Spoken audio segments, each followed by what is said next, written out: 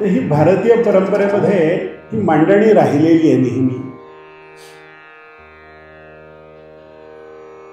आणि मग या ग्रंथांचं वाचन, चिंतन, मनन, श्रवण, मग हे ऐकल्यानंतर, या ग्रंथांचं वाचन केल्यानंतर मनामध्ये पुन्हा पुन्हा पुन्हा पुन्हा असा विचार यायला लागतो की खरोखरच ईश्वर आहे तर त्याचा अनुभव का नाही येत आपल्याला. त्याचा अनुभव यायला हवा. माऊली जसं म्हणतात की मंथुनी नवनीता तैसे घ्या, म्हणतात ते मंथन करावं लागतं, त्याशिवाय ताकातनं लोढी निघत नाही. आणि मग तो अनुभव आल्यानंतर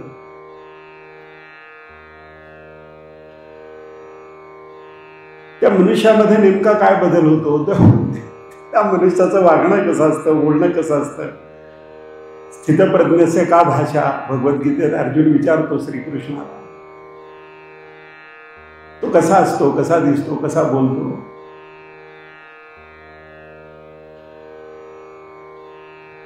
जंगली महाराजांच्या सगळ्या आश्रमांमध्ये, मठांमध्ये एकच आत्मा आहे, तो नित्य आहे, तो सर्वव्यापी आहे, तो सर्व काळ आहे आणि सर्वांमध्ये आहे. ते अगदी साध्या सोप्या सरळ शब्दात सांगितलेलं तत्वज्ञान भारतीय दर्शनाचं आहे. तर तो प्रत्यक्ष अनुभव येतो. हे काही शब्द नाही आहे, फक्त त्या काही नुसत्या कल्पना नाही आहे. हा प्रत्यक्ष अनुभव येतो. आणि हा प्रत्यक्ष अनुभव येण्याकरता जी साधना आहे ती साधना करावी लागते, प्रत्येकाला करावी लागते. स्वामी विवेकानंद त्यांच्या गुरूंबद्दल, भगवान रामकृष्ण परमहंसांबद्दल असं म्हणतात की त्यांच्या अवघ्या 50 वर्षाच्या आयुष्यामध्ये या भारतीय परंपरेतलं धार्मिक, आध्यात्मिक संचित यापूर्वीच्या 5000 वर्षांचं त्यांनी प्रत्यक्ष कृतीने त्यांच्या 50 वर्षाच्या आयुष्यामध्ये प्रत्यक्ष जगून दाखवलं. प्रत्यक्ष त्या सगळ्या साधना करून दाखवल्या. ते सगळे अनुभव प्रत्यक्ष घेतले. ते अनुभव संक्रमित केले आपल्या शिष्यांमध्ये. तुकोबारायांनी हे अनुभव घेतले. त्यांच्या लिखाणातनं जाणवतं आपल्याला.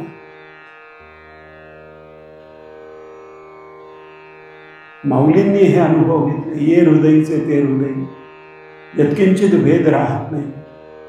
मनुष्यामध्ये आणि ईश्वरामध्ये, आणि मनुष्यामध्ये आणि मनुष्यात आणि प्रकृतीमध्ये यत्किंचित भेद नाही. या पद्धतीची एक भेदरहित अवस्था प्रत्यक्ष अनुभवता येते आणि ती अत्यंतिक आनंददायी. सुखदुःख परस्पर विरोधी शब्द आपण वापरतो, पण आनंदाला विरुद्ध अर्थाचा शब्द नाही. कारण आनंद हा स्वयंभू आहे, तो प्रत्यक्ष आहे आणि तो आपलं खरं स्वरूप आहे. आपण ज्ञान स्वरूप आहोत, आपण चित स्वरूप आहोत, आपण आनंद स्वरूप आहोत. पण याचा प्रत्यक्ष अनुभव घेण्याकरता साधनाही करावी लागते. आणि त्या साधनेबरोबर गुरुकृपा असावी लागते, ईश्वराची कृपा असावी लागते. त्याशिवाय ती होऊ शकत नाही. अनेक जन्म आपण जगत आलेलो आहोत. प्रत्येक जन्मामध्ये आपण काही संचित बरोबर घेतलेला आहे आणि त्या संचिताचा जणू महासागर आपल्या प्रत्येकाच्या मागे आहे. आणि अशा अनंत प्रकारच्या गुंतागुंतीच्या वेगवेगळ्या जीवनामध्ये घेतलेल्या अनुभवांची एकत्रित समष्टी म्हणून आपलं आत्ताचं रूप आहे. त्यामुळे साधं शरीर स्थिर ठेवणं, मन स्थिर ठेवणं, चित्ताची शांतता लाभणं, साधनेमध्ये एकाग्रता लाभणं, या सगळ्या गोष्टी ज्या आहेत त्या त्याला प्रारंभ केल्यानंतर किती दुष्प्राप्य आहेत, किती अवघड आहेत लक्षात यायला लागतं. आपल्या शरीरावर आपली सत्ता चालत नाही हे शरीराकडे तटस्थपणाने पाहायला लागल्यानंतर कळतं. आणि आपल्या शरीराच्या बहुतांश क्रिया अंतर्गत चाललेल्या ज्या आहेत त्या आपल्या नियंत्रणाच्या कक्षेत येत नाहीत. ज्याला मी माझं शरीर म्हणतो त्यावर माझं यत्किंचित नियंत्रण जर नसेल तर मी म्हणून स्वतःच्या शरीराला संबोधण्यात काय अर्थ आहे. लहान मूल आहे, आईच्या मांडीवर असले, आपण स्वतः तसे होतो तेव्हापासून स्मृती आहेत की नाही आपल्या? आता ते मूल कुठे आहे? अस्तित्वात नाही का ते मूल? शरीर या दृष्टीने ते मूल अस्तित्वात नाही आहे, पण स्मृती या दृष्टीने ते मूल मीच आहे हे तुम्हाला माहिती आहे. वयाच्या 70व्या वर्षी सुद्धा लहान मूल आईच्या कडेवर असणारं, शाळेत जाणारं मूल, महाविद्यालयात जाणारं मूल, त्याचा विवाह झाला, त्याचा प्रपंच वाढला, त्याचं घर दार कुटुंब अर्थकारण या सगळ्या गोष्टी करता करता तो वृद्ध झाला. या प्रत्येक अवस्थेशी त्यातला जो मी त्याच्याशी एकरूपता अनुभवतो. शरीर बदललं तरी तो मी बदलत नाहीये. मग शरीर बदललं तरी जो मी बदलत नाहीये तो मी नेमका कोण आहे? तो कुठे असतो? जागेपणी मी ही जाणीव आहे. गाढ झोपेमध्ये एकदम कुणी तुमच्या नावाने हाक मारली तर गाढ झोपेतनं तुम्ही जागे होता पटकन. म्हणजे त्या नावाने ज्याला हाक मारली तो मी आहे ही जाणीव गाढ झोपेमध्ये सुद्धा तुम्हाला आहे. स्वप्नामध्ये सुद्धा तुम्हाला ही जाणीव आहे. मला गाढ झोप लागली होती हे झोपेतनं उठल्यानंतर तुमचं शरीर तर पूर्ण झोपलंच होतं. मनाचे क्रियाकलाप गाढ झोपेमध्ये ना शांत होतात. मनही तुमचं शांत आणि स्तब्ध होतं, जागृत नव्हतं. अशा अवस्थेत तुम्ही गाढ झोपेतनं उठल्यानंतर मला गाढ झोप लागली हे जो तुम्हाला सांगतो तो मी गाढ झोपेतही जो जागा होता तो कोण आहे? जसं आपण या गोष्टींचं चिंतन करायला लागतो तसं आपल्याला लक्षात येतं की आपण समजतो ते बरोबरचं जग आणि प्रत्यक्षातलं जग, प्रत्यक्षातलं विश्व यामध्ये खूप अंतर आहे. जास्त खोलवर याची चिकित्सा केली पाहिजे आहे, जास्त खोलवर याचं अध्ययन आपण केलं पाहिजे आहे, नेमकं समजून घेतलं पाहिजे आहे. संतांची वचनं इतकी साध्या सोप्या शब्दामध्ये त्यांनी सांगितलेली आहे की त्या वचनांचं तितक्या सोप्या शब्दात सांगितल्यामुळे आपल्याला गांभीर्य कळत नाही की काय मला समजत नाही. हरिमुखे म्हणा, हरिमुखे म्हणा, पुण्याची गणना कोण करी. इतक्या साध्या सोप्या शब्दामध्ये सांगितलंय. देवाची द्वारी उभा क्षण भरी, एकच क्षण तेणे मुक्ती चारी साधी येल्या. पण तो एक क्षण जो आहे तो पूर्णपणाने एकाग्रतेने त्या एका क्षणामध्ये आपलं अस्तित्व तिथे असलं पाहिजे, समग्रतेने असला पाहिजे. त्या क्षणामध्ये मन यत्किंचित विचलित होत नाही असा एक क्षण त्याच्या दारामध्ये. त्याचं दार म्हणजे काय? आपलं हृदय हेच त्याचं दार आहे. इथेच त्याचा जर मुक्काम असेल, आपल्या हृदयामध्येच त्याचं वास्तव्य जर असेल तर ईश्वराचं दार कुठे आहे? इथेच आहे, हृदयामध्ये. आपण सतत बाहेर घडणाऱ्या वेगवेगळ्या गोष्टी पाहत असतो, वेगवेगळे लोक पाहतो, चांगले वाईट अनुभव घेतो, सुख अनुभवतो, दुःख अनुभवतो, आशा आणि निराशा अनुभवतो, यश आणि अपयश अनुभवतो. जीवनामध्ये अनेक प्रकारचे क्रियाकलाप आपल्या आयुष्यामध्ये येतात. ते सगळे जगत जगत जगत असतो, आपण अनुभवत असतो जीवन. आणि हे जीवन अनुभवत असताना आपल्या जाणीवेच्या कक्षेत येणाऱ्या गोष्टी आणि जाणीवेच्या पलीकडे असणाऱ्या गोष्टी यातलं अंतर आपल्याला जाणवायला लागतं की कित्येक गोष्टी अज्ञात आहेत आपल्या बाबतीत. आपल्या शरीराच्या बाबतीत आपण अज्ञात असलेल्या कित्येक गोष्टी आहेत की ज्या आपल्याला ज्ञात नाहीये. आपण ग्रहण केलेल्या अन्नाचं पचन करून सप्तधातू कसे तयार होतात हे आपल्याला माहिती नाहीये. श्वास आपण घेतो की आपोआप चालतो माहिती नाहीये. हवेतनं प्राणवायू घ्यायचा आणि नको तो कार्बन डायऑक्साईड टाकायचा हे शरीराला कसं कळतं माहिती नाहीये. अब्जावधी पेशी शरीरामध्ये आहेत. रोज कित्येक पेशी नव्याने जन्माला येतात, कित्येक पेशी नाहीशा होतात. 22 वर्षामध्ये तुमच्या शरीरामध्ये एकही पहिली पेशी शिल्लक राहत नाही. इतकं शरीर पूर्ण बदलून गेलेलं असतं, तरी सुद्धा ते शरीर मीच आहे असं मला वाटत असतं. आणि हे इतकी विलक्षण अद्भुत गोष्ट आहे. गंगा हजारो वर्षांपासून वाहते. महर्षी व्यासांपासनं, वाल्मिकींपासनं, महर्षी नारदांपासनं, प्रभू रामचंद्र, भगवान श्रीकृष्ण, आपली संत परंपरा, आद्य शंकराचार्य, विवेकानंद, रामकृष्ण, या सगळ्यांनी जी गंगा अनुभवली, गंगेचं जे स्नान केलं, त्या गंगेचा जो स्पर्श त्यांनी अनुभवला, त्या गंगेचं जे तीर्थ त्यांनी ग्रहण केलं, तीच गंगा अजून आहे. पण ती गंगा वाहते, तीच गंगा ती एका क्षणाक्षणाला पाणी वेगाने पुढे जातं. काही ठिकाणी गंगेची गती इतकी प्रचंड आहे की हत्ती सुद्धा वाहून जाईल असं म्हणतात. इतकी प्रचंड गती असलेली गंगाची क्षणाक्षणाला ते पाणी वाहत आहे, पुढे जात आहे. पण गंगेमध्ये सातत्य आहे ना. तसं जीवनामध्ये सातत्य असतं. तुमचे देह बदलले तरी जीवन हे शाश्वत आहे. जीवनामध्ये सातत्य आहे.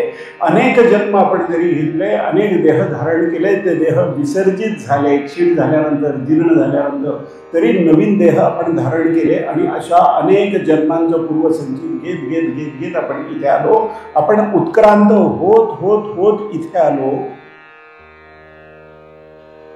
म्हणून ईश्वराच्या कृपेने आपल्याला सत्संग करावा असं वाटतं. थोडेच लोक सत्संगाला येतात.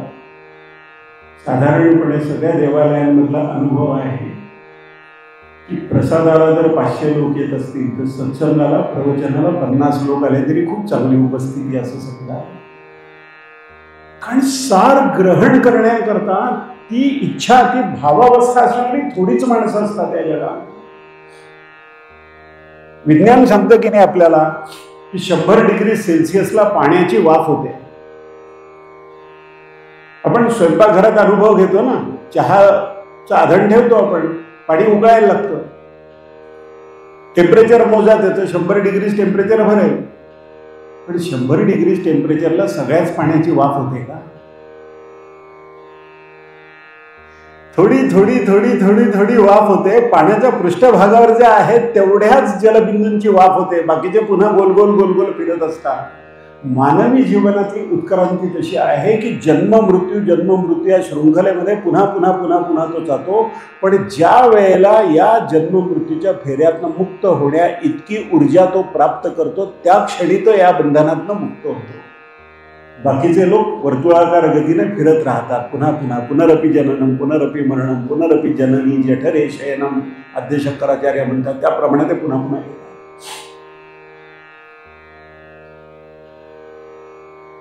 विज्ञान आणि धर्म हे एकरूपच आहे.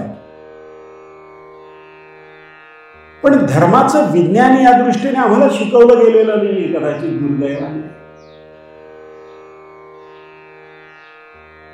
जसा विज्ञानाचा धर्म आहे, प्रयोगशाळेत गेला, निळ्या लिटमस ऍसिड मध्ये बुडवला तो तांबडा होतो. माईक आहे, त्याला वायर जोडलेली आहे, विजेच्या प्लग पर्यंत ती जोडली की मग माईक चालतो. मग तो आवाज मोठा करून अनेक लोकांपर्यंत पोहोचतो. वायर खंडित असेल तर तो आवाज येणार नाही. माईकमध्ये दोष असेल तर येणार नाही. वीज नसेल तर तो आवाज येणार नाही. या सगळ्या गोष्टी एकत्र असतील तर ही प्रक्रिया पूर्ण होते. हे जसं विज्ञानाची प्रक्रिया आहे, तसं धर्माचं स्वतःचं विज्ञान आहे. आपण ज्या अनेक गोष्टी पाहत असतो, लोकांचे कपडे पाहतो, लग्न कार्यात लोक कसे वागतात ते पाहतो, लोकांचे आर्थिक व्यवहार पाहतो, लोकांचं वाहन पाहतो, लोकांची घरं पाहतो, मंदिरं पाहतो, अनेक गोष्टी पाहतो, देवालय, त्या भोवतीची बाग बगीचा हे पाहतो. पाहणारा कोण आहे याकडे आपण पाहत नाही. पाहणारा कोण आहे हे सगळं पाहतो तो. ऐकणारा कोण आहे? आरशामध्ये आपण चेहरा पाहतो, व्यवस्थित आहे का, डोळ्याला चिपडा आली आहेत का, तोंड पुन्हा पुन्हा धुतो, चेहरा स्वच्छ करतो, आपण चांगलं दिसावं याकरता प्रयत्न करतो. आरशामध्ये आपला चेहरा दिसतो, पण त्या चेहरा पाहणारा आरशात दिसत नाही, कारण तो इंद्रियांच्या कक्षेत येत नाही. पाहणारा तो आहे. आपण एकाग्रतेने पुस्तक जर वाचत असलो आणि त्याच्यात मन इतकं गुंगून गेलेलं असलं ना, तर कुणी तुमचे कान उघडे असले तरी, कुणी हाका मारला तरी तुम्हाला ऐकू येत नाही. मग जवळ येऊन मनुष्य टाळी वाजवतो, अरे ऐक म्हणतो, मी किती हाका मारल्या आहेत, काय झालं तुला, ऐकू कसं येत नाही तुला. त्या पुस्तकामध्ये तुम्ही इतके गुंगून गेलेले असता की तुम्हाला ऐकू येत नाही, कान उघडे असून सुद्धा. विचारांच्या तंद्रीमध्ये तुम्ही असता तर तुम्ही डोळे उघडे ठेवले तरी तुमचे डोळे पाहत नाही. याचा अर्थ नुसत्या डोळ्याने दिसत नाही, नुसत्या कानाने ऐकू येत नाही, नुसत्या त्वचेने स्पर्श समजत नाही. या सगळ्या गोष्टी इंद्रियांच्या माध्यमातून अनुभवण्याकरता मन त्याच्याशी एकरूप असावं लागतं, त्याशिवाय त्या इंद्रियाचा अनुभव आपल्याला येत नाही. जर मन तिथे नसेल तर त्या इंद्रियांनी अनुभवच ग्रहण करता येत नाही. मग आपल्या शरीरापेक्षा मन सूक्ष्म आहे. टेबल आहे, खुर्च्या आहे, पेटी आहे, पूजेचं तबक ठेवलेलं आहे, मूर्ती आहे, तस्वीरी आहे, फोटो आहे, ग्रंथ आहे, हे सगळं आपण पाहतो आणि आपल्या स्वतःच्या मनामध्ये ते स्मृतीमध्ये जातं. जंगली महाराजांच्या मंदिरामध्ये काय काय आहे बाबा, ते छान आहे, सभामंडप आहे, तिथे माणूस सांगतो. मग तिथे असं स्टेज आहे, तिथे या गोष्टी आहेत, ग्रंथ ठेवलेला आहे, तबला आहे, पेटी आहे, रेकॉर्डिंगची व्यवस्था आहे, लोकांना बसण्याकरता जाजवून टाकलेले छान. या सगळ्या स्थूल गोष्टी तुमच्या मनामध्ये ज्यावेळेला स्मृतीच्या रूपात एकत्र येतात त्यावेळेला सूक्ष्मामध्ये स्थूलाचा अनुभव तुम्ही घेता. याचा अर्थ तुमची जाणीव तुम्ही जे पाहता त्यापेक्षा सूक्ष्म आहे. या सगळ्या गोष्टी भगवद्गीतेमध्ये आलेल्या आहेत. श्रीकृष्णाने अर्जुनाला सांगितलं की इंद्रियाणी पराण्य, इंद्रिय जे आहेत ना ती या वस्तूंपेक्षा सूक्ष्म आहे, बाह्य वस्तूंपेक्षा. इंद्रियेभ्य परम मनः, इंद्रियांपेक्षा मन सूक्ष्म आहे, मनापेक्षा बुद्धी सूक्ष्म आहे. मनसस्तु परा बुद्धी, त्याच्या पलीकडे बुद्धी, आणि यो बुद्धे परतस्तु सहा, जे बुद्धीच्याही पलीकडे आहे हे आत्मतत्व, ते आपलं खरं स्वरूप आहे. हे स्तर आहेत आपल्या जाणीवेचे.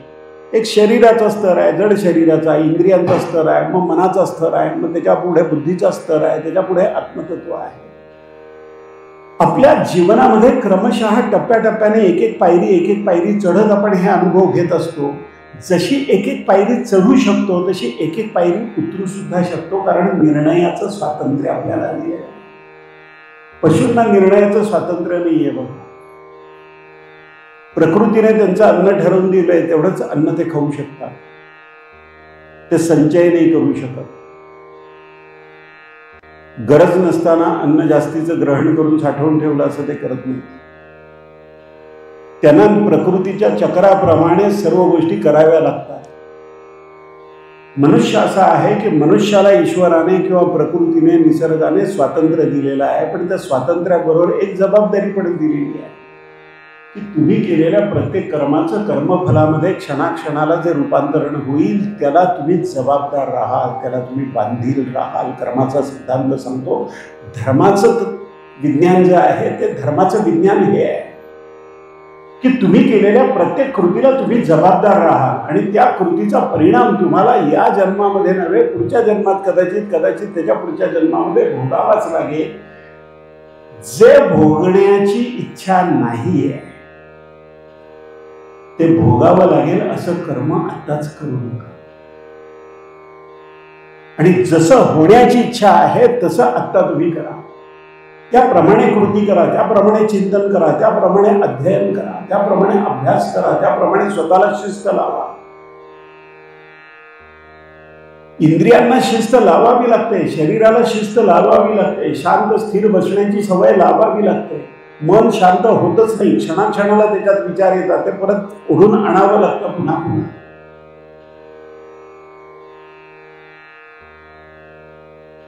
मन एकाग्र होत नाही. अर्जुन श्रीकृष्णाला सांगतो, मनश्चंचल पुरुष, मन चंचल आहे, प्रमाथी बलवत दृढम. एखादं शक्तिशाली जनावर तुमच्या हातात कासरा असला तरी कासऱ्याचे तुम्हाला फरफटत नाही तर किती. तसं मन शक्तिशाली आहे, ते तुम्हाला फरफटत नाही ते विषयांकडे. त्याला पुन्हा खेचून तुम्हाला आणायचं आहे, पुन्हा खेचून आणायचं आहे. तर मनाच्या शक्तीपेक्षा जास्त शक्ती असलेलं काही असेल तर ते खेचून आणता येईल परत. मनाच्या शक्तीपेक्षा जास्त शक्ती जी आहे ती सद्गुरूंची ईश्वराची शक्ती जी आहे ती कार्यान्वित होते. ती तुम्हाला मन भरकटू देत नाही. आणि मग हे कसं मन नियंत्रणात आणणार? श्रीकृष्ण अर्जुनाला म्हणतो की हे निसंशय आहे की मन चंचल आहे, मन शक्तिमान आहे, मन ऐकत नाही, मन एकाग्र होत नाही. पण ते एकाग्र करण्याचे 2 मार्ग श्रीकृष्ण अर्जुनाला सांगतो की अभ्यासेन तु कौंतेय वैराग्येण च गृह्य. अभ्यासाने आणि वैराग्याने ते शक्य आहे. पुन्हा पुन्हा अभ्यास केला, पुन्हा पुन्हा अभ्यास केला. लोक पाण्यात बुडतात, पण पोहण्याचा अभ्यास केला तर माणूस हातपाय न हलवता नुसता फुग्यासारखा पाण्यावर तरंगून राहू शकतो तासंतास. असे प्रयोग करतात लोक. त्या अभ्यासाने जमतात. श्वासाची गती जी आहे त्याचा आपल्या विचारांशी जवळचा संबंध आहे. आपल्याला खूप राग येतो ना त्यावेळेला आपला श्वास जोरात चालतो. आपल्याला भीती वाटते ना त्यावेळेला श्वास जोरात चालतो. मग आपल्या भावभावनांप्रमाणे आपल्या श्वासाची गती जर बदलत असेल तर श्वासाची गती बदलली तर भावभावना नियंत्रणात ठेवता येतील की नाही? ठेवता येतील. मग त्याकरता प्राणायामाचा अभ्यास करावा लागतो. बैठक स्थिर करावी लागते. चित्त शांत ठेवावं लागतं. चित्त शांत ठेवण्याकरता अशी तस्वीर, असा फोटो, असा पुतळा, अशी मूर्ती डोळ्यासमोर असावी लागते की ज्यांनी चित्ताची शांतता, ईश्वराचं प्रत्यक्ष सान्निध्य अनुभवलेलं आहे. मग त्यामुळे मग अशा ठिकाणी आश्रमांमध्ये अशा फोटो पुढे नंदी महाराजांच्यापासून आपण ज्यावेळेला ध्यान करतो शांतपणाने त्यावेळेला आपलं मन एकाग्र राहिला ते वातावरण अनुकूल असतं. मग तिथे साधना घडते. तिथे गुरुकृपेने ती साधना घडते. आणि ती साधना घडलं की मन एकाग्र व्हायला लागतं. मन अंतर्मुख व्हायला लागतं. मन ज्या प्रमाणामध्ये अंतर्मुख व्हायला लागतं त्या प्रमाणामध्ये आपल्या वागण्यातले गुण आणि दोष आपल्याला लक्षात यावे लागतात. आपोआप लक्षात यायला लागतात. मग आपलं काही चुकलंय तर आता ते परत चुकू नये याची काळजी आपण घ्यावी लागते. आपल्या प्रत्येक कर्माचं क्षणाक्षणाला कर्मफलामध्ये रूपांतरण होत असतं. हे जर शाश्वत सत्य आहे तर आपल्याला प्रत्येक गोष्टीत कर्म करताना कुणाबद्दल तिरस्काराने बोलताना, कुणाचं वाईट व्हावं म्हणून चिंतन करताना आत्महित जाणीव असते की ज्या वेळेला मी हे चिंतन करतो त्यावेळेला माझं मन तसंच होणार आहे. मनाला स्वतःचा रंग नाही आहे. स्फटिक असतं की नाही, कसं पारदर्शक असतं. घनीभूत झालेला बर्फच आहे एक प्रकारे की ज्याचा आकार बदलत नाही, बर्फाचा आकार बदलतो. पाणी घनीभूत झालं की बर्फ तयार होतो आणि बर्फाचे थरावर थर वजनाने त्याचा कायमचा तो आकार तयार होतो. तो स्फटिक थंड लागतो. तो स्फटिक बघा. त्या स्फटिकाजवळ तुम्ही जास्वंदाचं फुल ठेवलं तर तो स्फटिक तांबडा लाल दिसतो तुम्हाला. पिवळ्या रंगाचं फुल ठेवलं तर तो पिवळा दिसतो. त्याच्या शेजारी काही ठेवलं नाही तर तो पारदर्शक दिसतो. जसा त्याला स्वतःचा रंग नाही तसा मनाला स्वतःचा रंग नाही. ते ज्याच्या सान्निध्यात जाईल त्याप्रमाणे रंग धारण करतं. त्याप्रमाणे त्याच्या वृत्ती तयार होतात.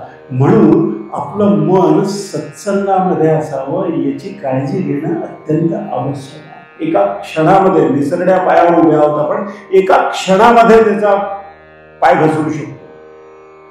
चारिधाम यात्रा करणारे लोक सांगतात की तिथे हिमालयामध्ये त्या देवस्थानांमध्ये दर्शनाला जायचं तर इतकी छोटी पायवाट असते. आपल्या डोळ्यात एकच घोड्यावर बसलेला माणूस त्या घोड्यासह त्या दरीमध्ये पडतो कोणत्याही क्षणी. एवढ्या अरुंद जाग्यामध्ये एका बाजूला डोंगर एका बाजूला खाई या पद्धतीने मानवी जीवन तसंच आहे. कधी पाय घसरेल सांगता येत नाही. तो घसरू नये याकरता भक्कम आधार लागतो. तो भक्कम आधार ईश्वरी अनुसंधानाचं जे अधिष्ठान असतं, आपल्या साधनेचं अधिष्ठान असतं, त्याच्या इतका भक्कम अधिकार या जगामध्ये आधार या जगामध्ये कुणाला मिळत. ज्ञानेश्वर माऊलींसारखे महापुरुष ज्ञानेश्वरीसारखा ग्रंथ अवघ्या 21व्या वर्षी लिहून पूर्ण करणारे जर म्हणत असतील, म्हणे निवृत्ती दासू तुमच्या कृपेने हे लिहितोय. ही जाणीव माऊलींना इतक्या लहान वयामध्ये ग्रंथ लिहिल्यानंतर त्यांचं जीवन इतक्या समृद्ध जीवन जगणार आहे. ज्ञानियांचा राजा म्हणतात तुकोबा. अशा ज्ञानेश्वर माऊलींना आपल्या गुरूंबद्दल ही आदरांजली व्यक्त करावी असं वाटत असेल, ही कृतज्ञता व्यक्त करावी असं वाटत असेल. तर गुरुकृपेचा महिमा किती आहे, गुरुकृपेचा किती आश्चर्यकारक परिणाम मनुष्याला अंतर्बाह्य बदलून टाकतो, हे भारतीय परंपरेमध्ये आपल्याला दिसतं. या साधना भारतीय परंपरेमध्ये आपल्याला दिसतात. आपली अवस्था काय आहे, आपली इयत्ता काय आहे हे आपल्याला कळलं की तिथून पुढे आपण साधना करू शकतो. हिंदू धर्माचं हे वैशिष्ट्य आहे की कुणीही मनुष्य कुठल्याही अवस्थेमध्ये असला तर तिथून पुढे त्याला साधनेला प्रारंभ करता येतात. आणि त्याची साधना या मार्गावर ज्याप्रमाणे दृढ होत जाईल, ज्याप्रमाणे पुढे पुढे पुढे त्याची साधना जाईल, त्याप्रमाणे त्या त्या पद्धतीच्या साधना अवस्था आपल्या प्राचीन ग्रंथांमध्ये ज्या लिहिलेल्या आहेत, पारंपरिक ग्रंथांमध्ये लिहिल्या आहेत, ते वाचताना आपल्याला कळतं की आपल्याला हा अनुभव आला म्हणजे साधनेच्या या टप्प्यावर आपण आहोत. जणू मार्गदर्शक दगड असतात ना, कोल्हापूर किती किलोमीटर लिहिलेलं असतं रस्त्यावर, तो दगड कुठेच घेऊन जात नाही तुम्हाला, पण तो दगड निश्चित सांगतो की तुम्ही कोल्हापूरपासून इतक्या अंतरावर आहात. या पवित्र ग्रंथांमध्ये सांगितलेल्या ज्या भावावस्था आहेत त्यातली एक भावावस्था तुम्ही अनुभवली की तुम्हाला कळतं की मी आत्ता उत्क्रांतीच्या नेमक्या कोणत्या टप्प्यावर. आणि तिथून पुढे आपल्याला जास्त काळजी घ्यावी लागते. एवढ्या उंचीवरनं पडलं तर फारसं काही होणार नाही, खूप उंचावरनं पडलं तर कपाळ मोक्ष होऊ शकतो. साधना करून एक एक स्तर ज्यावेळेला उंच जातो माणूस, त्यावेळेला तिथून बदल होणं यासारखी दुर्दैवी गोष्ट आहे. जास्तच काळजी घ्यावी लागते. जास्त काळजी घ्यावी लागते तर आपला हात ज्याच्या हातात तो घट्ट धरून आपल्याला इच्छित ठिकाणी पोचवेल असा कोणीतरी मार्गदर्शक असावा लागतो की ज्याचं पाऊल कधीही घसरलं नाही. त्याच्या आश्रयाने, त्याच्या आधाराने, त्याच्या कृपेने आपल्याला ही वाटचाल या जीवनामध्ये करावी लागते.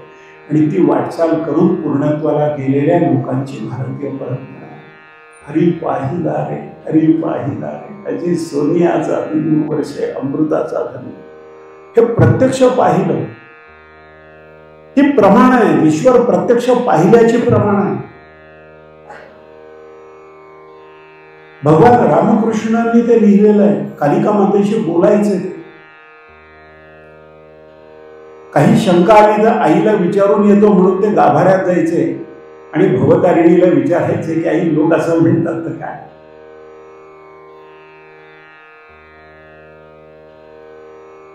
आई हे लोक म्हणतात की मला सगळे भास होतात, हे खरं आहे का तू माझ्याशी बोलते, असं विचारायचं.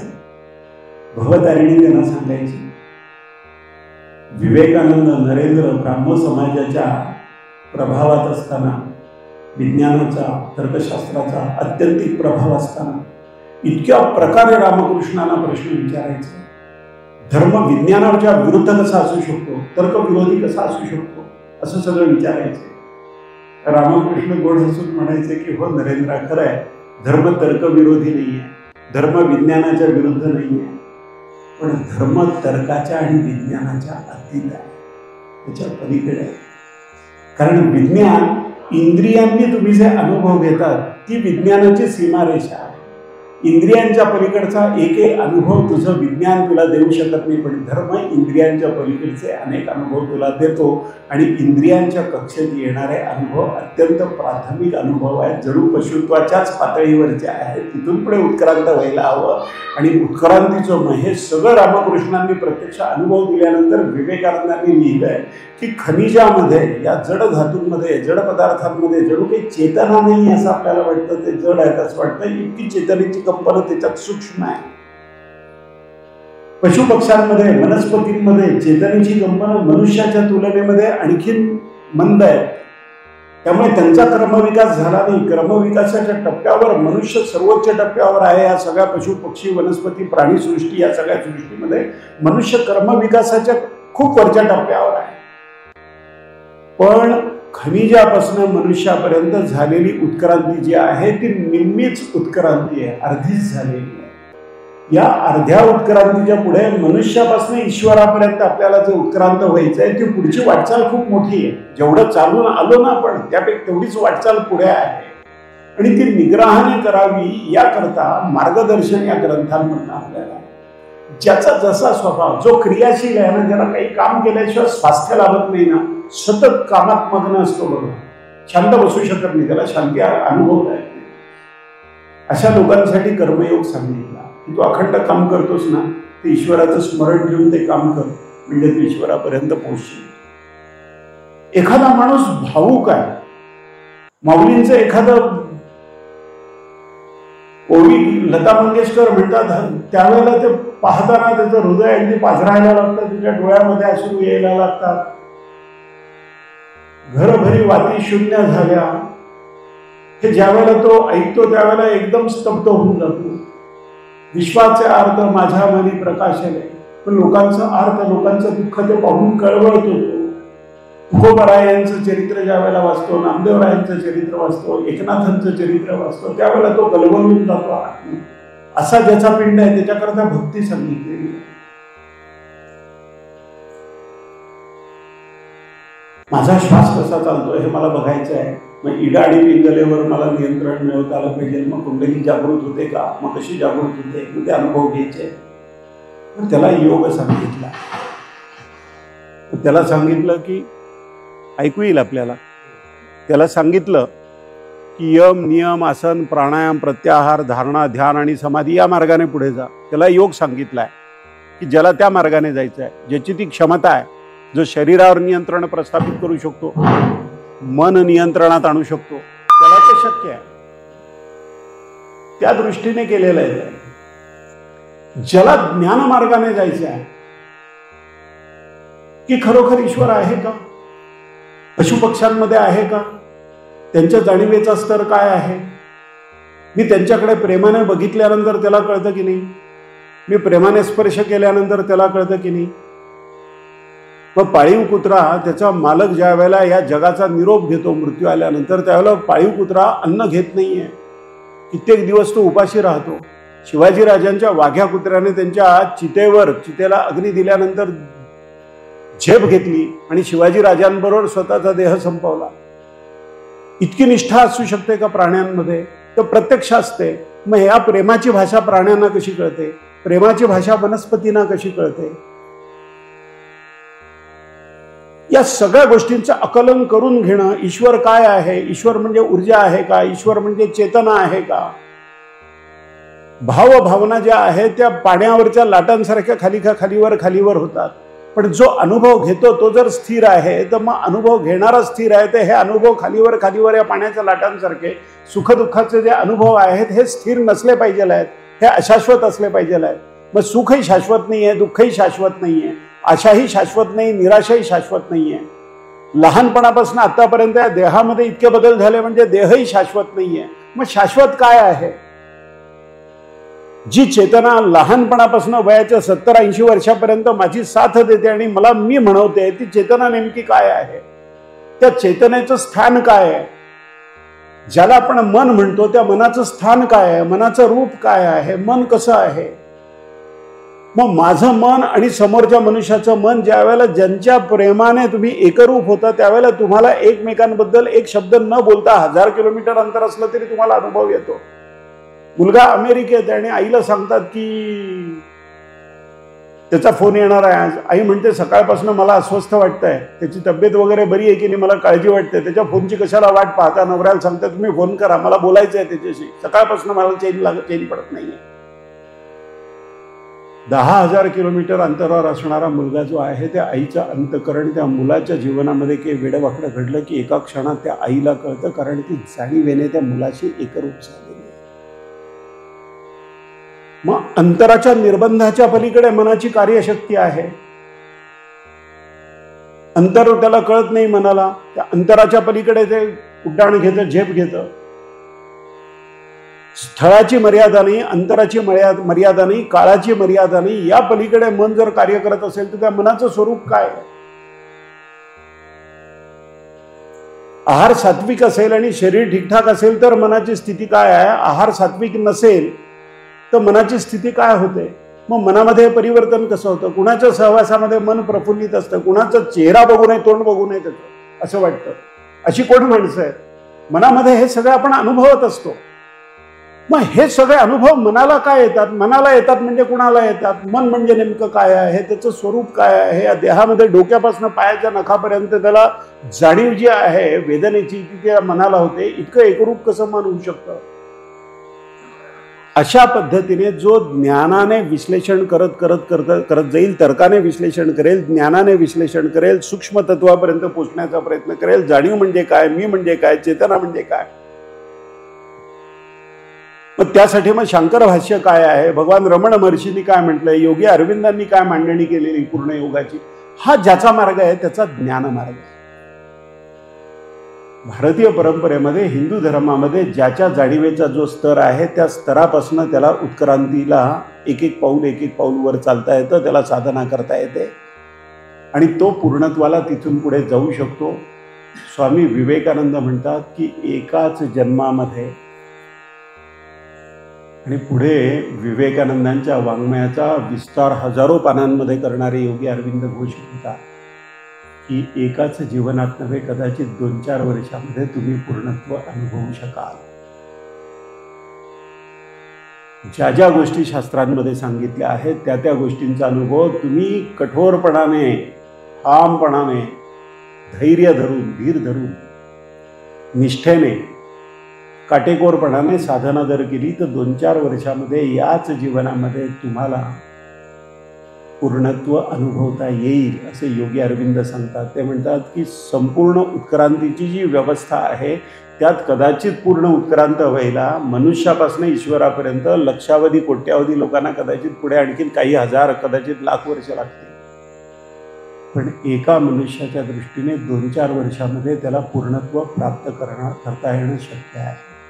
त्याला सर्वज्ञ होता येणं शक्य आहे, सर्व शक्तिमान होता येणं शक्य आहे. या विश्वाची एकरूपता आपली जी जंगली महाराजांच्या वचनांमध्ये येते ती एकरूपता अनुभवता येणं शक्य आहे. आई आपल्या बाळाशी एकरूपता अनुभवते ना प्रत्यक्ष. मग एका अपत्याशी तुम्ही जर ती एकरूपता अनुभवत असाल तर अनेकांशी अनुभवू शकता, अनेकांशी अनुभवू शकता, तर या विश्वाशी अनुभवू शकता. आणि विश्वाशी अनुभवू शकता त्यावेळेला विश्वाचा करता, उत्पत्ती, स्थिती आणि संहार करता जो आहे त्याच्याशीही ती एकरूपता तुम्ही अनुभवू शकता, जशी भगवान रामकृष्ण अनुभवायचे. भवतारिणीला नैवेद्य दाखवायचा आहे, कालिका मातेला नैवेद्य दाखवायचा आहे म्हणून नैवेद्य घेऊन गाभाऱ्यामध्ये गेल्यानंतर तिथे मांजर एक दिसली आणि त्या मांजरीला म्हणाले की आई तू या रूपात खाणार आहेस का आज? त्या मंदिराचं व्यवस्थापन ज्या मथुर बाबूंकडे होतं, राणी रासमणीने बांधलं ते मंदिर कालिका मातेचं. तिचा जावई मथुर बाबू, त्याच्याकडे त्याचं व्यवस्थापन होतं. त्याला लोकांनी सांगितलं की म्हणे त्यांचं काय डोकं ताळ्यावर नाही, मांजरीलाच खायला घालतात म्हणे, आईला नैवेद्य दाखवत नाही. मथुर बाबूने त्याच्या विश्वासातल्या लोकांना सांगितलं की लक्ष ठेवा नेमकं काय होतं. रामकृष्ण त्या मांजरीच्या मागे ते नैवेद्याचं ताट घेऊन म्हणे, आई घेशील का? तू का त्रास देतेस मला इतका? मागे मागे फिरवते मी, तुला पुन्हा पुन्हा विचारतो, तुला खायचं नाही आहे का? आणि मग त्या मांजरीला प्रेमाने नैवेद्य भरवतात रामकृष्ण. त्यांची भावावस्था इतकी उत्तुंग होती. घशाला कॅन्सर झाला, इथे घशाला छिद्र पडलं रामकृष्णांच्या. घशाला छिद्र पडल्यामुळे पाणी पिताना सुद्धा त्यांना वेदना व्हायच्या. मग त्यांचे हे सगळे शिष्य विवेकानंद, अभेदानंद, नरेंद्र, काली, लाटू, हे सगळे शिष्य त्यांना म्हणायचे की कोणालाही तब्येत बरी नसली, कोणाला आजारपण आलं तर तुम्ही सांगता ना की आई मी तुला गुळ खोबरं देईन, त्याला जरा बरं करून दे, आमच्याकरता प्रार्थना करता की नाही तुम्ही कोणाकरता येईल? तसं म्हणे आईला सांगा ना म्हणे की तुम्हाला गिळता येत नाहीये, त्रास होतो. बालक भावामध्ये भगवान रामकृष्ण परमहंस होते. सत्पुरुषांचे वेगवेगळे भाव असतात. एक बालकवत असतात, एक योगी असतात, एक पिशाच्यवत असतात की त्यांना वेळ, काळ, स्थळ यातलं काहीच नाही, अवलियासारखे फिरतात. वाऱ्याला जशी मर्यादा नाही तशी त्यांच्या जीवनाला काही मर्यादा नाही, असे वेगवेगळ्या स्थितीमधले सिद्ध असतात. तर रामकृष्ण बालक भावामध्ये होते.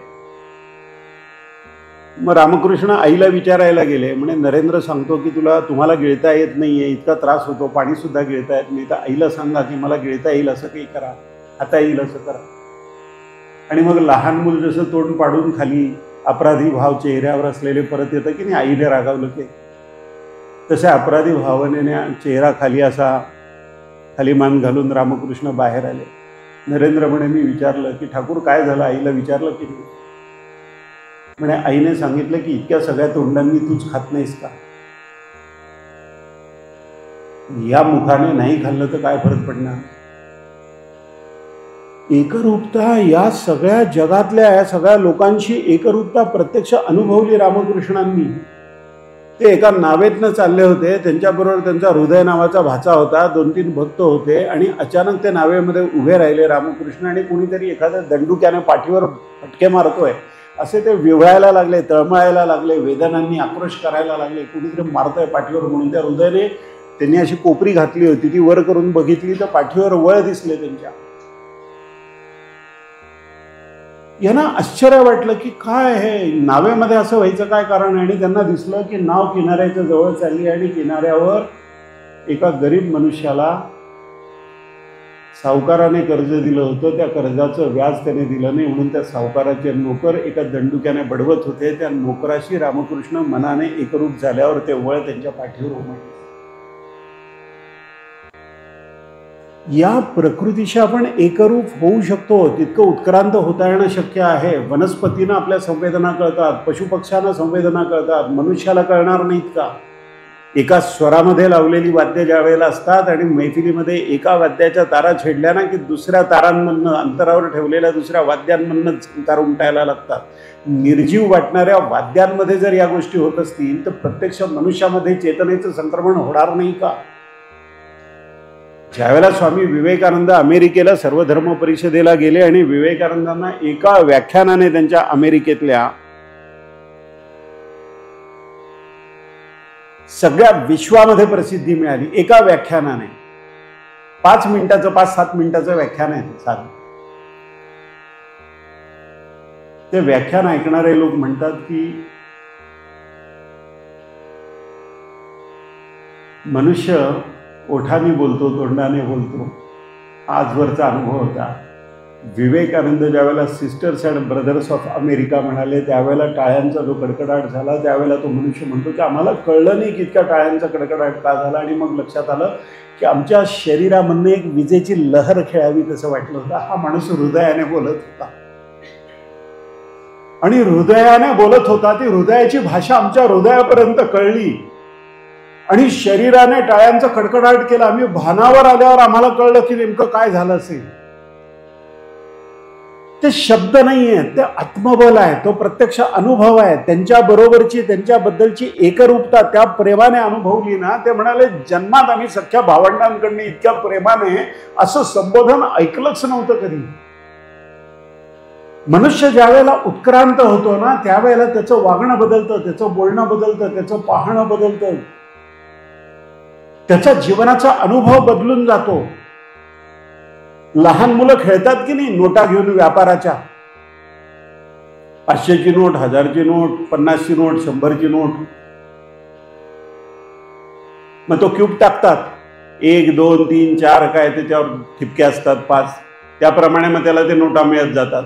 मग ती मुलं भांडायला लागतात एकमेकांशी. आई वडिलांपैकी कुणी जर त्या खोलीत असेल तर त्यांना समजून सांगतात की अरे या नोटा खोट्या नोटा आहेत, हा खेळ आहे आणि याकरता भांडू नका, आणि या नोटा खऱ्या आहेत असं वाटत असेल त्यातली एखादी नोट घेऊन दुकानामध्ये बिस्किटाचा पुडा मिळतो का बघा, 500 रुपयाची नोट, तर दुकानदार आकलून देतो तिथनं. मूर्ख आहे का म्हणतो.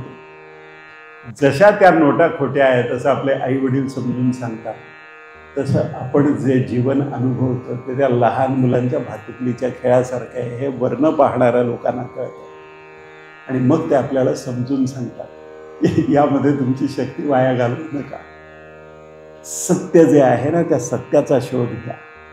मी कोण आहे याचा शोध घ्या, आणि त्याचा शोध घेण्याकरता मन स्थिर असायला हवं. आपल्याला कुठलीच गोष्ट मन स्थिर असल्याशिवाय करता येईल का? स्वयंपाक करता येईल का मन स्थिर नसेल तर? फोडणी तडतड तडतड वाजली, ते फोडणी टाकल्यानंतर, तेल तापल्यानंतर, आणि तरीसुद्धा तुम्ही जर पुढचे पदार्थ त्याच्यामध्ये टाकले नाही तर करपून जाईल की नाही ती मोहरी. एक क्षण उशीर झाला तर ती करपते की नाही. हळद टाकल्यानंतर कढीपत्ता किती वेळात टाकावा लागतो, लगेच फोडणीत काय काय साहित्य टाकावं लागतं, मग डाळ टाकावी लागते. जर करपली तर तो करपलेला वास येतो की नाही. काही क्षण उशीर झाला तर स्वयंपाक मनाच्या एकाग्रतेशिवाय करता येणार नाही. दूध तापत ठेवलंय, दूध होत जाईल की नाही लक्ष नसेल तर. मोटरसायकलने चाललेलो आहे, काहीतरी डोक्यामध्ये चक्र आणि पाहतो आणि कुठेतरी जाऊन धडकला, असं होऊ शकतं की नाही. तुमचं लक्ष समोर पाहिजे की नाही. लक्ष थोडं विचलित झालं तर चालेल का. कुठलंही काम मनाच्या एकाग्रतेशिवाय करता येत नाही. आणि मनाची एकाग्रता जी आहे ती कशी साधावी हे आपल्याला धर्मसूत्र समजावून सांगतात. हे आपल्याला संत वाङ्मय समजावून सांगतात की शरीर आणि मन दोन्ही स्थिर कसे करायचे. दोन्ही स्थिर केल्यानंतर दोन्हीमध्ये चिंतन कशाचं आपण करायला हवं सकारात्मक. ते चिंतन करण्याकरता कसे संस्कार आपण स्वतःवर करून घेतले पाहिजेत. ग्रंथांचं वाचन, नियमितपणा, ठराविक वेळेला साधना, ठराविक वेळेला जप. सूर्योदयाला, सूर्यास्ताला जातो त्यावेळेला दिवा लावतात घराघरामध्ये, प्रार्थना म्हणतात, मारुती स्तोत्र, गणपती अथर्वशीर्ष, रामरक्षा, आणखीन काही माऊलींच्या हरिपाठाचाही प्रघात असतो. तुकोबारायांचे काही अभंग म्हणतात. जो काही नित्यनेम आपण ठरवतो तो नित्यनेम त्या त्या वेळेला ठरलेल्या ठिकाणी नित्यनेम जर आपण केला तर काही दिवसांमध्ये तुमचं शरीर, तुम्ही दुसरीकडे असाल तर तुम्हाला ओढायला लागेल त्या जागेकडे आपोआप. तुमचं मन तुम्हाला ओढायला लागेल त्या ठिकाणी की आपल्याला आपली साधनेची वेळ झाली, आपल्या प्रार्थनेची वेळ झाली, आपल्या ध्यानाची वेळ झाली. शरीराला या सवयी लावाव्या लागतात, मनाला या सवयी लावाव्या लागतात. एकदा शरीराला आणि मनाला ही सवय लागली की जन्मात ती सुटत नाही. जन्मात सुटत नाही असं नव्हे, जन्मोजन्मी सुटत नाही. ते पूर्वसंचित घेऊन जन्माला येतो आपण. टीव्हीवरचे वेगवेगळे संगीताचे शो होतात बघा, लहान मुलं गातात, थक्क व्हावं अशी गातात. जन्मभर संगीताची साधना केलेला मनुष्य ज्या पद्धतीचे आलाप घेईल त्या पद्धतीचे आलाप 4 आणि 5 वर्षाची मुलं कशी घेऊ शकतात. ते पूर्वसंचित घेऊन जन्माला आले. बहुत सुकृताची जोडी, ते सुकृत घेऊन जन्माला आलेले आहेत. काही वाया नाही जात, कुठली साधना केलेली वाया नाही जाणार. तिथून पुढे तुम्हाला पुढचं आयुष्य चालू होईल. त्यामुळे या गोष्टी ज्या आहेत त्या करायला हव्या. या विश्वामध्ये तुम्ही केलेलं काही वाया जाणार नाहीये. महाभारतामध्ये भीष्माचार्य शरपंजरी पडल्यानंतर भगवान श्रीकृष्णाने युधिष्ठिराला सांगितलं की पितामह शरपंजरी पडले आहेत आणि ते इच्छामरणी आहेत. उत्तरायण सुरू झाल्याशिवाय ते देह ठेवणार नाही आहेत. त्यामुळे त्यांच्याकडनं कर्माची गती काय आहे याबद्दल जाणून घ्या असं युधिष्ठिराला सांगतात श्रीकृष्ण. मग युधिष्ठिर, श्रीकृष्ण, युधिष्ठिराचे सगळे भावंड हे 5 पांडव, कुंती, पांचाली हे सगळे त्यांच्या भोवती असे गोल जमतात आणि भीष्माचार्यांशी त्यांचा संवाद चालू आहे.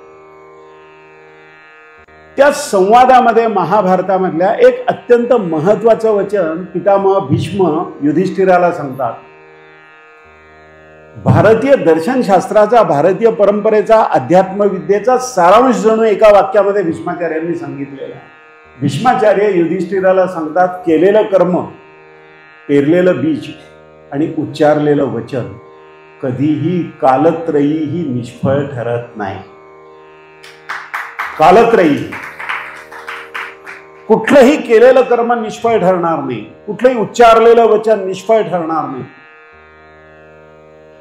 आणि पेरलेलं बीज निष्फळ ठरणार नाही. कर्म या पद्धतीने, हा कर्माचा सारांश आहे, हा ज्ञानाचा सारांश आहे. एखादी गोष्ट आपण केली की लगेच काय मिळणार मला असं वाटतं. लोक विचारतात की मला काय मिळणार. आज दुधामध्ये हळद टाकून प्यायल्यानंतर लगेच चेहऱ्यावर तजेला येईल का. ती जीवन साधना आहे. जन्मभर ते केलं तर चेहरा बघितला की माणसाला कळेल की रे हा वेगळा आहे. कशामुळे वेगळा आहे. एखादा मनुष्य कुठल्याही परिस्थितीमध्ये चित्त शांत ठेवतो. एखादा माणूस एका क्षणात हमरीदुमरीवर येतो. हे काय प्रतिसाद देण्यामधलं अंतर काय. याच्या चित्तवृत्ती शांत झाल्या आहेत आणि त्याच्या चित्तवृत्ती पशुत्वाच्या जवळच्या आहेत. ज्यांच्या चित्तवृत्ती आजही पशुत्वाच्या जवळच्या आहेत त्यांनी स्वतःवर लक्ष ठेवून आपल्याला हे नियंत्रणात आणता येतं का. आपल्याला सुसंस्कृत होता येईल का? आपल्याला चित्त शांत ठेवता येईल का? आपल्या क्रोधावर, आपल्या रागावर, आपण करतो त्या तिरस्कारावर, आपण ज्या प्रतिक्रिया व्यक्त करतो त्याच्यावर संयम करता येईल का? ज्या क्षणी मनात आलं त्या क्षणी प्रतिक्रिया देण्याऐवजी थोडा वेळ शांत बसलं तर आपली ती भावावस्था बदलते की नाही? आपण रागाच्या अवस्थेमध्ये असा राग एका क्षणात तळपायाची आग मस्तकाला जाते, पण रागावलेल्या अवस्थेत तुम्ही किती काळ राहू शकाल? फार थोडा वेळ. रागाच्या चरम सीमेमध्ये तुम्ही जर कृती केली तर ती कृती तुम्हाला जन्मभर तुरुंगात पोचवू शकते एका क्षणात, रागाच्या भरात केलेली कृती.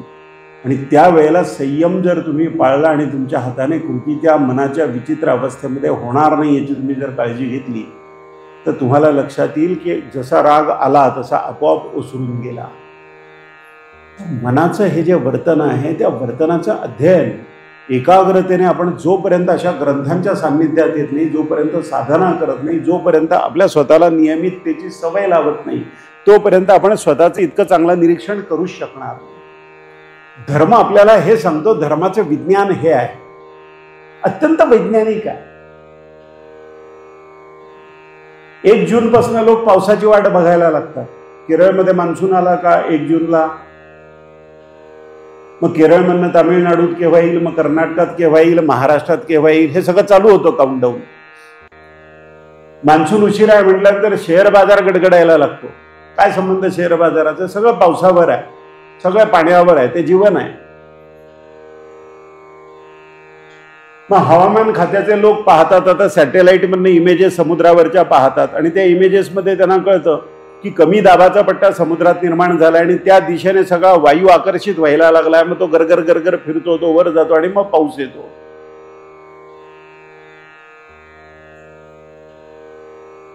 कमी दाबाचा पट्टा विज्ञानातला म्हणजे तत्वज्ञानातला त्याग आहे. जिथे त्याग आहे तिथे सगळे आकर्षित होतात. स्वामी समर्थांना वगळलं तर अक्कलकोटमध्ये काय शिल्लक राहील?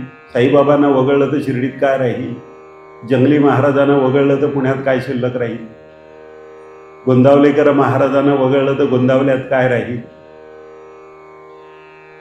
हा त्या आळंदी, देहू, त्या साधू संतांच्या जीवनातला अपूर्व त्याग जो आहे तो कमी दाबाचा पट्टा आहे. म्हणून हे सगळे एकत्र येतात. लक्षावधी लोक, ज्ञानोबा, माऊली, तुकाराम म्हणत लक्षावधी लोक आळंदी ते पंढरपूर, देहू ते पंढरपूर जातात ना. काय लाभ मिळतो त्यांना? ऊन, वारा, थंडी, पाऊस सगळं सहन करत पायी चालत 15 दिवस जातात. त्यांना काय मिळतं नेमकं? हा कमी दाबाचा पट्टा जो आहे ना, हा त्यांना आकर्षित करतो त्या ठिकाणी.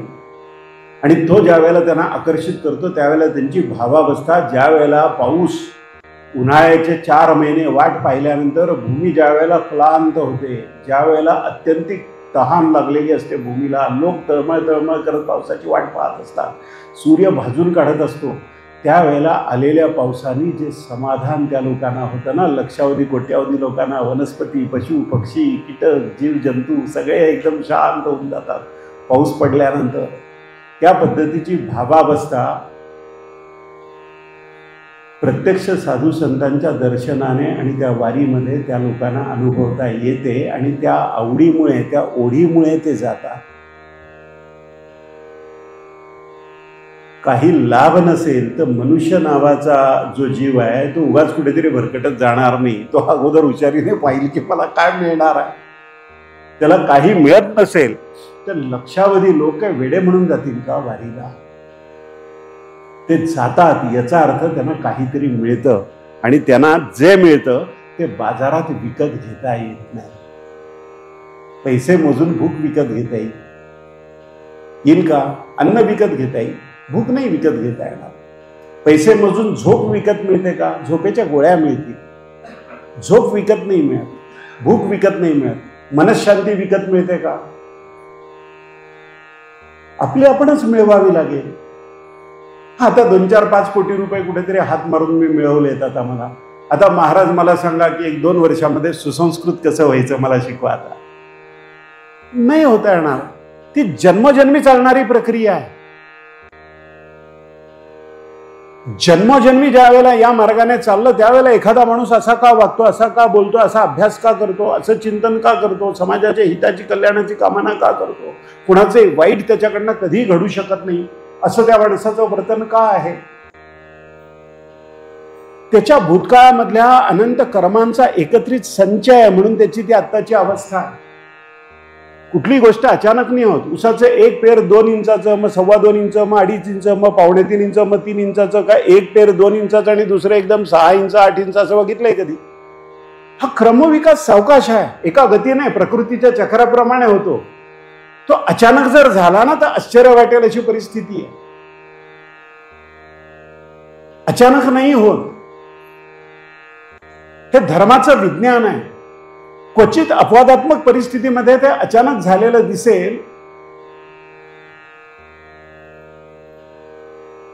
जसं आद्य शंकराचार्यांना एका मनुष्याने आपल्या घरी नेलं, प्रभाकर त्यांचं नाव, आणि त्यांनी सांगितलं की माझा मुलगा मतिमंद आहे, हो, बोलत नाही, काही नाही, लहानपणापासून मोठी काळजी लागून राहिली आहे, आम्ही वृद्ध होणार आहे, पुढे याचं काय होणार? त्यावर आचार्य शंकरांनी त्याला विचारलं, कस्त्वम शिशो, तू कोण आहेस, कुठून आलास, कुठे जाणार आहेस? तर तो मुलगा जे बोलायला लागला ना, आद्य शंकराचार्यांची सर्वोत्तम निर्मिती ज्याला म्हणावी ना, निर्वाण षटक, त्या पद्धतीचा त्या शिशूचा, त्या मुलाचा आणि आद्य शंकराचार्यांचा संवाद आहे. त्याला हस्तामलक स्तोत्र म्हणतात. मग आचार्य शंकरांनी शिष्य म्हणून त्याला स्वीकारलं. तो पूर्ण ज्ञानीच होता. एका क्षणात त्याच्यामध्ये हे घडलं. जन्मोजन्मी केलेली साधना ज्यावेळेला सुप्तावस्थेत असते आणि तो क्षण येतो त्यावेळेला एका क्षणात ते घडतं. एरवी ही सावकाश चालणारी प्रक्रिया आहे. तशी आपली साधना जी आहे ती सावकाश चालणारी प्रक्रिया आहे, टप्प्याटप्प्याने चालणारी प्रक्रिया आहे. ती धीराने करावी लागते, ती सावध राहून करावी लागते. निष्ठा डळमळीत झाली तरी पुन्हा पुन्हा मूळ पदावर आणावं लागतं. आरतीत टाळ्या वाजवतो ना आपण, टाळ्या का वाजवतो? आरती म्हणताना सुद्धा मन भरकटत असतं कुठे कुठे. टाळी वाजवली की ते परत येतं, टाळी वाजवली की ते परत येतं, टाळी वाजवली की ते परत येतं. पण देवाचं दर्शन घेताना, दर्शन घ्यायला तुम्ही गेला, डोळे का मिटता? दर्शन घ्यायला डोळे उघडे नको का? म्हणजे डोळे याकरता मिटायचे की दर्शन घेतलं ते इथे आहे का, हा अनुभव येतो का? हे डोळे मिटल्याशिवाय कसं कळेल मला? म्हणून डोळे मिटतो. या साध्या साध्या भारतीय परंपरा ज्या आहेत त्या आपला क्रमविकास घडवून आणतात. आणि हा क्रमविकास आपल्याला कळतो. आपले चित्तवृत्ती प्रफुल्लित होतात, आपलं मन आनंदित होतं. साध्या साध्या गोष्टींचा जो ताणतणाव आपल्या मनावर येत असतो त्या ताणतणावापासून आपण मुक्त होतो. अगदी जवळची व्यक्ती जीवनातनं निघून गेली अचानक काही कारणाने, दुःखाने व्याकुळ नाही होत, आपण शांत राहतो. संयोग आणि वियोग या जगामध्ये ठरलेले आहेत, त्याप्रमाणे ते संयोग आणि वियोग घडतात. किती श्वास आपण घ्यायचे ठरलेले आहेत. 100 कौरवांपैकी एकही जगला नाही आणि 5 पांडवांपैकी एकही रणांगणात मारला गेला नाही.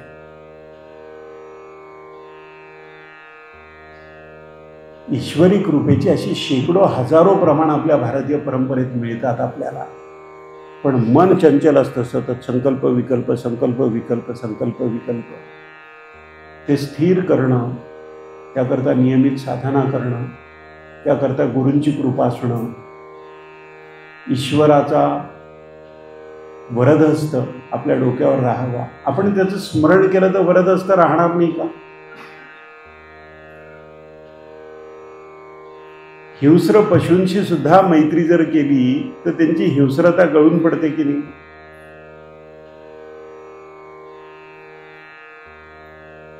ते प्रकाश आमटे बिबट्या पाळलेला आहे त्यांनी, लहान पिल्लू आणलं होतं ते, मी डोळ्याने बघून आलो. त्यांचा तो नातू आपल्या कुत्र्याच्या पाठीवर बसत तसं त्या बिबट्याच्या पाठीवर बसतो आणि तो बिबट्या खेळतो त्याच्याशी. खेळताना त्या बिबट्याच्या नख्या कशा भयंकर असतात, एका क्षणात प्राणी फाडून काढतो. त्या नख्या आत घेऊन असे गुबगुबीत पंजे त्याच्या त्या मुलाला असे मारतो तो बिबट्या आणि खेळतो त्याच्याशी. त्याला कळतं की याला नख लागायला नको आपलं. पशूंमध्ये, हिंस्र समजल्या जाणाऱ्या पशूंमध्ये सुद्धा या पद्धतीच्या प्रेमाच्या भावना जर संक्रमित होत असतील तर मानवी जीवनामध्ये ईश्वरी अस्तित्वाने होणारं परिवर्तन जे आहे त्यासाठी आणखीन वेगळं प्रमाण काय पाहिजे आहे. ती भावावस्था साधली की हे जग बदलतं, या जगाचा अनुभव बदलतो. आणि हे निसंदिग्धपणाने धर्म आपल्याला समजून सांगतो. हे धर्माचं विज्ञान आहे. आणि ज्ञानेश्वरी सारखे ग्रंथ जे आहेत हे त्या धर्माच्या विज्ञानाचं विशदीकरण आपल्याला समजून सांगणारे ग्रंथ आहेत. माऊली म्हणतात सूर्य जरी चालल्यासारखा दिसत असला तरी सूर्य चालत नाही. अशा कित्येक गोष्टी याच्यामध्ये आहेत. चंद्राचे बळे क्षीरसागर उचंबळे, समुद्राला भरती कशामुळे येते? चंद्राच्या बळाने येते, चंद्राच्या गुरुत्वाकर्षणाने येते. नंतर विज्ञानाने सांगितलं, माऊली 12व्या शतकामध्ये सांगतात. अशा कित्येक अद्भुत गोष्टी आहेत. काही समजल्या आपल्याला, पुष्कळ नाहीच समजल्या अजून, कारण फार सोप्या शब्दात सांगितलं ना, नाही कळत आपल्याला. आपल्या दृष्टीने फार गुंतागुंतीचा आहे हा विषय. हा विषय गुंतागुंतीचा नाही, हा विषय सोपा आहे आणि खूपच सोपा आहे. इतक्या सोप्या शब्दामध्ये त्यांनी सांगितल्यामुळे कदाचित, आणि 1 रुपया रॉयल्टी नाही घेतली माऊलींनी आमच्याकडनं, त्यामुळे आम्हाला कळत नाही. विकत घेतलं तर थोडं कळायला लागलं असतं जरा, आहे की नाही गंमत. तर त्यामुळे आपण परम भाग्यवान आहोत. रोज रात्री झोपताना याचं चिंतन करून झोपावं की मी परम भाग्यवान आहे की देवभूमी असलेल्या भारतामध्ये माझा जन्म झाला. त्यात ज्ञानेश्वर माऊली, तुकोबाराय, नामदेवराय, एकनाथ महाराज, समर्थ रामदास अशी सगळे चोखा मेळ्यापासून जनाबाईंपर्यंत, मुक्ताबाईंपर्यंत एका पाठोपाठ एक साधू संतांची परंपरा, जंगली महाराजांसारखे, साईबाबांसारखे असे सगळे एकाहून एक महापुरुष माझ्या महाराष्ट्रामध्ये जन्माला आले. आणि त्या महाराष्ट्रात मी जन्माला आलो. माझं पूर्वकर्म, पूर्वसंचित काहीतरी जबरदस्त असलं पाहिजे की ज्यामुळे मी या देवभूमीत जन्माला आलो. आणि या देवभूमीमध्ये पशु पण जन्माला आले, मनुष्य पण जन्माला आले. मी मनुष्य म्हणून जन्माला आलो. मला इथे येण्याची इच्छा झाली, मला काही चांगलं कानावर पडावं अशी इच्छा झाली, काही वाचन करण्याची इच्छा झाली. याचा अर्थ नियतीची अशी इच्छा आहे, ईश्वराची अशी इच्छा आहे की मी या दिशेने आणखी 4 पावलं ईश्वराच्या दिशेने जावं. लहान मूल चालताना पांगुळगाडा धरून उभं राहायला लागतं. हळूहळू ते चालतं, लडखडत चालतं. चालायला लागल्यानंतर थोडं मोठं झालं की सायकल चालवते. वडील सायकलचा हँडल मागणं धरतात. त्याला म्हणतात तू पॅडल मार. मी धरलेलं आहे, पडू नाही देत तुला. मग तो पॅडल मारतो, जरा जोरात मारतो. वडील थोडं पळतात आणि त्याला तोल सावरता येतो म्हटल्यानंतर सोडून देतात. तो तोल स्वतः सावरतो. ईश्वर त्यापेक्षा जास्त काळजी आपली घेतो. आपली अपत्य त्यांचं स्खलन होऊ नये, त्यांचं पतन होऊ नये. आपली अपत्य आपल्यासारखीच प्रत्यक्ष प्रकाशमायम स्वयंप्रकाश असावी. तज्ज्ञानम आदित्यवत प्रकाश येते आणि ते हृदयामध्ये प्रकाशमान होतं. असे तेजाचे अंश असलेली आपली अपत्य आपल्यासारखीच असावी असं ईश्वराला नाही का वाटत? त्याला वाटतं. तर आपण थोडा प्रतिसाद जर दिला तर तो आपल्याला उचलून घेईल. आपण 1 पाऊल त्याच्या दिशेने गेलो तर तो 10 पाऊल आपल्या दिशेने धावत आल्याशिवाय राहणार नाही. कारण आपल्या पित्याला आपल्यापेक्षा जास्त ओढ असते. भगवद्गीतेत आलंय की तू माता आहेस, तू पिता आहेस. एवढ्यावर नाही थांबलं श्रीकृष्णाने. सांगितलं की पितामह पण मी आहे. आजोबाचं नातवावर जेवढं प्रेम असतं, बापापेक्षा जास्त प्रेम आजोबाचं नातवावर असतं. मी पितामह पण आहे. माता, धाता, मी धारण करतो तुला, मी सांभाळतो तुला सगळं. पिता मी आहे आणि पितामह पण मी आहे. तर इतकं प्रेम ईश्वराचं आपल्यावर असताना यत्किंचित कशाची भीती वाटू नये, यत्किंचित कशाबद्दल अस्थिरता वाटू नये, यत्किंचित कुठल्या यश अपयशाने वैषम्य आपल्या जीवनात येऊ नये अशी ईश्वराची इच्छा आहे. आणि तो अनुभव आपण प्रत्यक्ष घ्यावा. आणि ही कृपादृष्टी ईश्वराची, जंगली महाराजांची आपल्यावर नित्य राहावी अशी त्यांच्या चरणी प्रार्थना करतो. आणि तुम्ही शांतपणे ही प्रवचन सेवा ऐकून घेतली याबद्दल तुम्हाला मनपूर्वक धन्यवाद देतो. श्रीराम समर्थ.